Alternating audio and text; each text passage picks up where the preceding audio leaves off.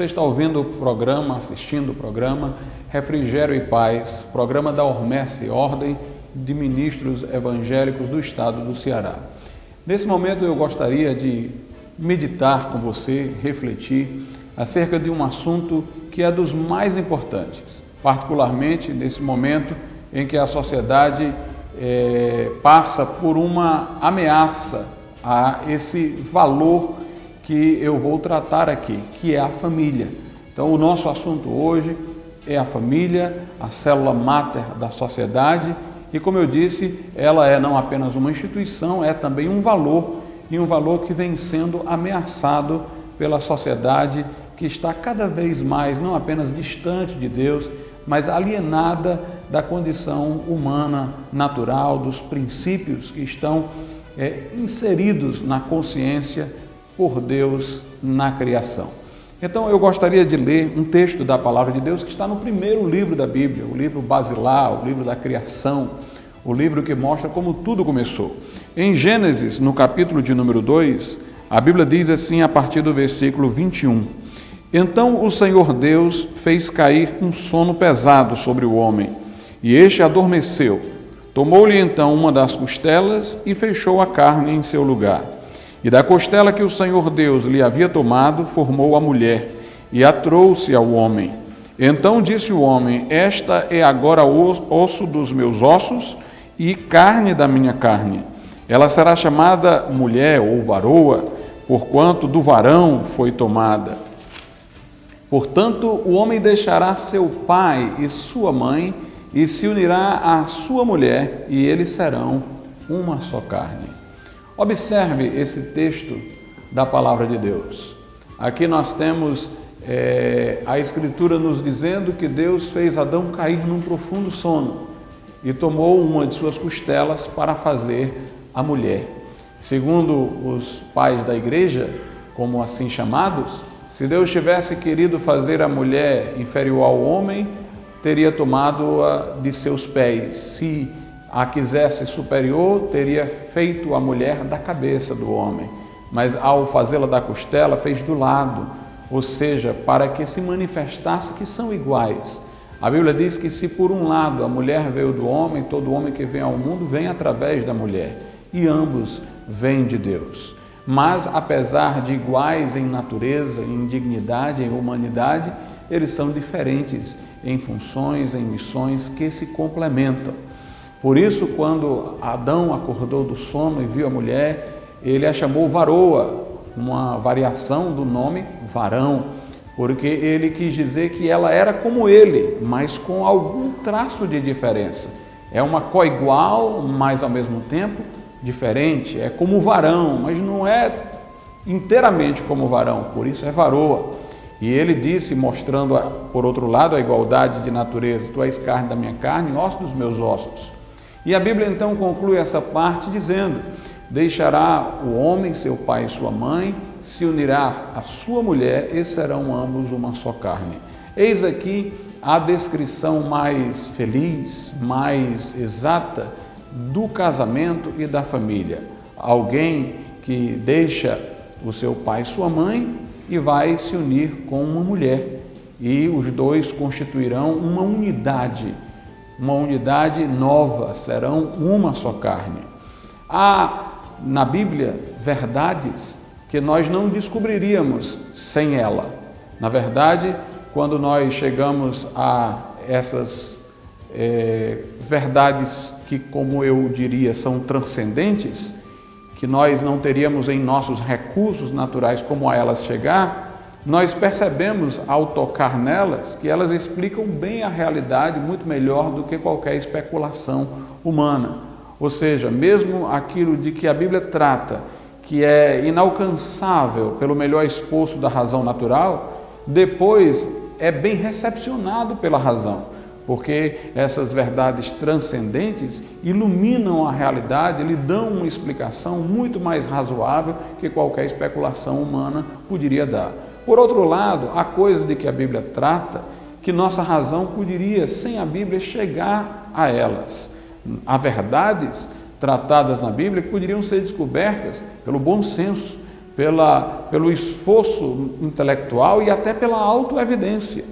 E nós encontramos na Bíblia essas verdades que poderiam ser encontradas por outro caminho, para que elas sejam reforçadas ao sabermos que não apenas elas são verdades naturais, verdades racionais, mas têm uma proveniência de Deus. A família é uma das tais verdades. Nós não precisaríamos da revelação da Bíblia para saber que a família se constitui pela união entre um homem e uma mulher. Nós não precisaríamos da Bíblia para conhecermos os conceitos de pai e mãe, porque eles são perceptíveis, não apenas pela natureza, mas pelo bom senso do homem, pela razão natural. Mas a Bíblia, ela descrevendo a realidade como ela de fato é, a reforça, para que nós possamos ter certeza de que não apenas isso é algo racional, é algo de bom senso, mas é algo que provém de Deus, que nos deu a razão e que nos deu o bom senso. Então, nós temos aqui no texto lido os conceitos de pai e mãe, deixará o homem seu pai e sua mãe, e o conceito de casamento, e se unirá a sua mulher, uma pessoa do sexo oposto, e serão dois uma só carne. Aliás, para que sejam uma só carne, é preciso que sejam diferentes, é preciso que se complementem, sendo um homem e o outro a mulher. Aqui também nós temos uma alusão ao casamento monogâmico, deixará o homem o seu pai, a sua mãe, se unirá à sua mulher, a uma mulher, serão dois, uma só carne. E Jesus disse: o que Deus uniu, não separe o homem.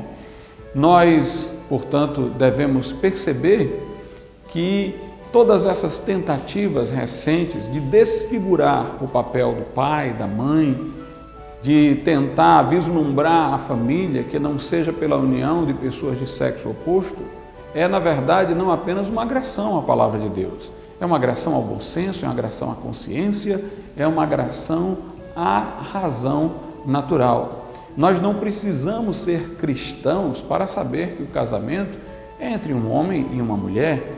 Basta que nós analisemos a história e vejamos que da tribo mais primitiva aos grandes impérios, como o Império Romano, Império Grego, o casamento, a família, sempre tem como núcleo de fundo a união entre homem e mulher. Os povos pagãos defenderam ao longo da história o casamento como a união entre homem e mulher. É certo que houve muitas práticas homossexuais, práticas até bestiais, relações com animais, em muitas culturas pagãs, mas nenhuma delas institucionalizou essas relações dando a feição de família. Por mais que houvesse esse tipo de situação, a família sempre era reconhecida como aquela que se constituía pela união entre um homem e uma mulher, tendo em vista a prole, tendo em vista a formação de um corpo coletivo que seria a base de reprodução, de multiplicação da sociedade. Afinal de contas, é da família que veio o clã, é do clã que veio a tribo, é da tribo que vieram as cidades, e das cidades que foram se aglomerando, que surgiram os estados modernos. Então, nós não podemos conceber outra família que não essa, que é a base de reprodução da sociedade, de multiplicação da sociedade, que se constitui pela união de um homem e de uma mulher. Os comunistas, quer na União Soviética ou em outros lugares a seu tempo, eles, sendo ateus, também entenderam que o casamento era entre um homem e uma mulher para a constituição da família, da prole, de um corpo coletivo que deveria ser protegido pelo Estado, porque era a base da sociedade e, portanto, da perpetuidade da sociedade e do próprio Estado. Então, a gente pode perceber ao longo da história, a gente pode perceber vendo as civilizações pagãs, ateias, ou mesmo cristãs, islâmicas, dentro do cristianismo, protestantismo, catolicismo, nós podemos ver que o casamento sempre foi concebido como a união entre homem e mulher. É certo que havia poligamia. A poligamia é um tipo de família pervertida, mas é um tipo de família, diferentemente de uma união entre pessoas do mesmo sexo, que jamais seria realmente uma família, embora seja uma parceria física ou de outra natureza, mas não constitui uma família. Mas nós percebemos quão incongruente à poligamia, porque mesmo nas culturas que a admitiram, o marido não ficava ao mesmo tempo com várias mulheres. Havia o dia de ele coabitar com uma, o dia de ele coabitar com outra, como se houvesse várias monogamias dentro de uma situação coletiva de revezamento. Além disso, no Velho Testamento, Deus suportou a poligamia, Ele nunca aceitou, nunca promoveu, mas Ele suportou em certa medida. E nós vemos, pelos exemplos do Velho Testamento, como a poligamia é irracional. As esposas competiam umas com as outras, como foi o caso de Raquel, de Leia, esposa de Jacó. Eram duas irmãs e, no entanto, ficavam concorrendo uma com a outra, entravam numa relação tensa, que rompia a unidade familiar da qual elas eram provenientes, já que elas eram irmãs. E em toda a Bíblia nós vemos essa situação de ciúme, de inveja de uma esposa em relação à outra, quando há o caso de uma pessoa ter mais de uma mulher, o que mostra não ser uma condição natural. Cada mulher queria o marido para si, com exclusividade. Nós percebemos que Deus se apresenta em toda a Bíblia como um Deus de família. Ele é o Deus de Abraão, Ele é o Deus de Isaac, Ele é o Deus de Jacó, ou seja, Ele é Deus de gerações, de Abraão, de seu filho Isaac e do neto de Abraão, Jacó. Nós lemos que o primeiro mandamento dos 10, do Decálogo, que tem uma promessa, é o mandamento de honrar pai e mãe.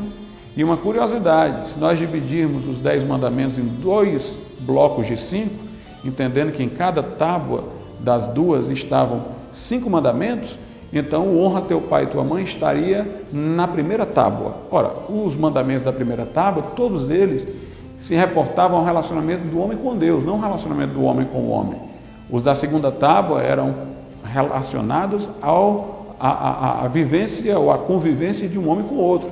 Não adulterarás, não furtarás, não matarás.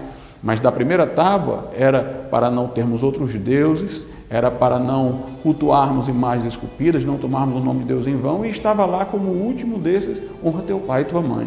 Por quê? Porque este mandamento é de tanta relevância que aquele que não honra pai e mãe, ele na verdade se levanta contra o próprio Deus. E diz a Bíblia que este é o primeiro mandamento com promessa: honra teu pai e tua mãe para que vivas bem, para que teu tempo de vida se prolongue sobre a terra. E nós estamos vendo aí propostas de acabar com o dia dos pais e com o dia das mães, de retirar menção a pai e mãe nos registros de nascimento. Nós estamos vendo, portanto, uma revolta do homem contra o seu Deus. Nós estamos vendo, portanto, uma luta do homem contra Deus diretamente, quando ele desconsidera, descaracteriza o conceito de família. Voltando ao texto de Gênesis, deixará o homem seu pai e sua mãe. São os 2 conceitos primeiros. Se unirá à sua mulher, homem e mulher, e serão 2, uma só carne. Não há, portanto, dúvidas quanto a isso, não há concepções que sejam razoáveis se mostrando alternativas a essa. Então nós temos que lutar pela família. Lutar pela família é lutar por valores, é lutar pelo momento de socialização das crianças, onde as crianças nascem. É preciso que a criança tenha a figura masculina, a figura feminina, a figura de um pai, a figura de uma mãe, para que ela cresça equilibrada, para que ela desenvolva-se equilibradamente. Ainda que você não acreditasse em Deus e acreditasse que veio à humanidade de um processo de evolução, você deveria reconhecer que se a evolução é a seleção das espécies e não há reprodução, senão pelo relacionamento heterossexual, este é o caminho que estaria de acordo com a evolução. Por outro lado, se a natureza faz um ser humano nascer dentro do contexto de um relacionamento entre homem e mulher, é porque a natureza, se você não acredita em Deus, acredita numa natureza impessoal, ela quer a presença de um pai e de uma mãe para desenvolver um novo ser que traz ao mundo.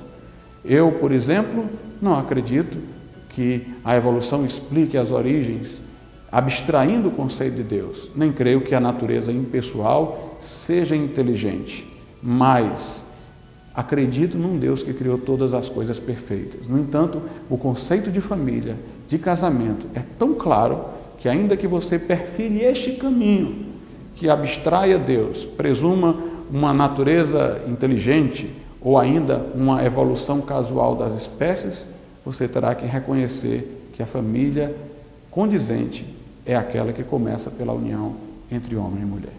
Que Deus abençoe você e fique atento aos programas que virão, continuaremos esse assunto.